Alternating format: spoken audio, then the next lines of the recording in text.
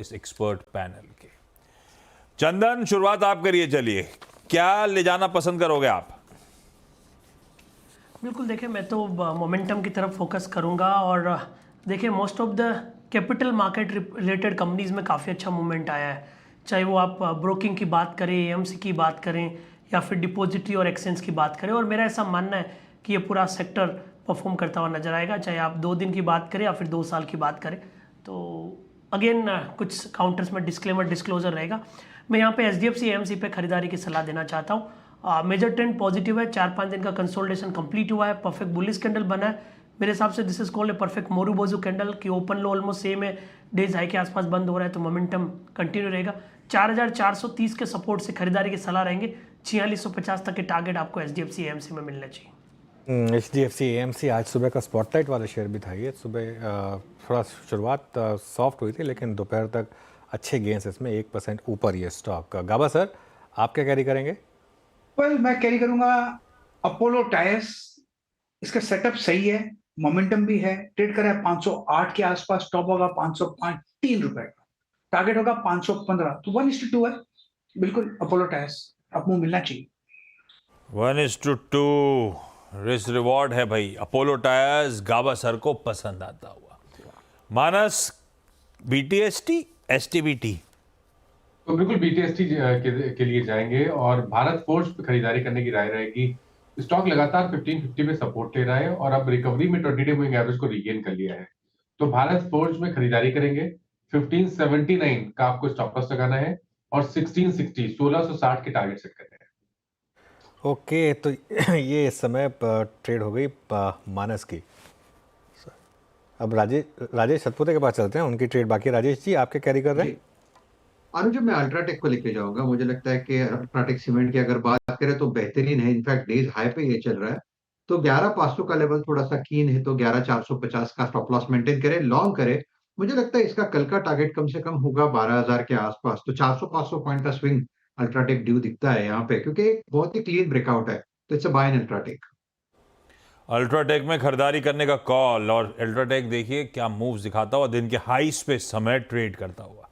Divij lab ऐसे ही आगे धीरे धीरे करके मोमेंटम और पिकअप हो रहा है। 3/4 1% मजबूत। दिवीज लेबोरेटरीज का भी इंटरडे चार्ट आपको नजर आएगा। बढ़िया मूव्स बन रहे हैं।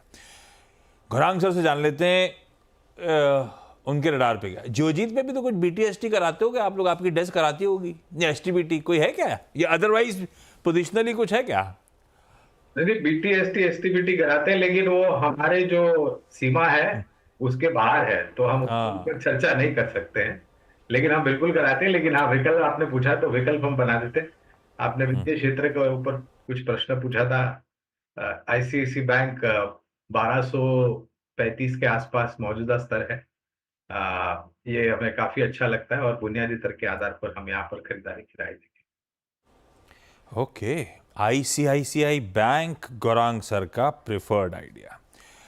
अरे एक बात बताओ गौरांग सर, इतनी चर्चा होती रहती है मार्केट्स पे, सब कहते रहते हैं भाई निफ्टी अभी तो और जाएगा और जाएगा, और सारी इश्यूज को it is taking in its STRIDE. चाहे वो ग्लोबली इश्यूज हों, जैसे आज सुबह थे, गैप डाउन खुले थे, लोगों ने मौका ढूंढा और फिर खरीदारी कर ली। डोमेस्टिकली क्या नहीं हुआ, बड़े बड़े इवेंट्स हमने डाइजेस्ट कर लिए। एक कहते हैं ना, व्हाट कुड डिरेल निफ्टी आपके लिहाज से? 2 चीजों का मुझे डर लगता है आशीष भाई। क्या? एक है जियोपॉलिटिकल सिचुएशन और दूसरी है कोई भी तरह की नेचुरल कैलामिटी और डिजास्टर।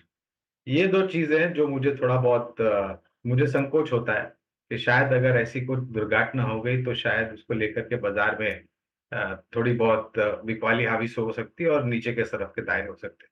अन्यथा मुझे नहीं लग रहा है कि ऐसी कोई परिस्थिति खड़ी होगी। और अगर आपने ये प्रश्न पूछ ही लिया है तो मैं थोड़ी बहुत हिम्मत जुटा करके ये भी कहना चाहूंगा कि दिसंबर 2024 मुझे लग रहा है, ये मेरा व्यक्तिगत नजरिया है, 27,000 और 27,500 निफ्टी स्पॉट।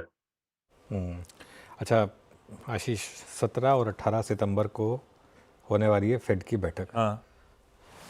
निफ्टी IT देखिए एक बार जरा, और अगर आपने निफ्टी IT की पिछली रैली मिस कर दी है तो थोड़ा आज आप ले लीजिए। ओके। और अगले 3-4 दिन में हर डिप पर इसको बाय करिए। और ये चीज़ मैं आपको लिमिटेड कॉन्फिडेंस के साथ कह सकता हूँ कि 17-18 सितंबर के आसपास निफ्टी आईटी फिर आपको फ्रेश ऑल टाइम हाई दिखाएगा।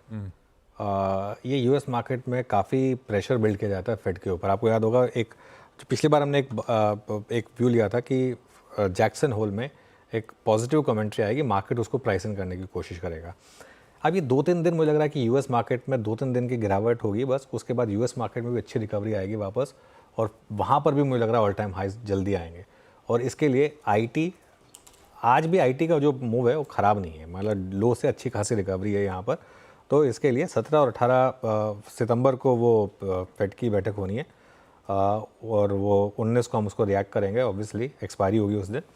और मेरा ये मानना है कि उस दिन आपको मार्केट में एक अच्छा खासा ऑल टाइम हाई दिखेगा, और जिसको शायद लीड फिर आईटी ही करेगा वापस। चलिए भाई, आईटी खरीदारी करने की चेष्टा करिए। Next to next week Wednesday रात में फेड मीट का आउटकम आएगा। तब तक ये पॉकेट शायद बहुत अच्छी खासी मजबूती के साथ आपको कामकाज करती हुई नजर आए। एक स्टॉक जो डिस्कस कर लिया जाए वो है रिलायंस इंडस्ट्रीज।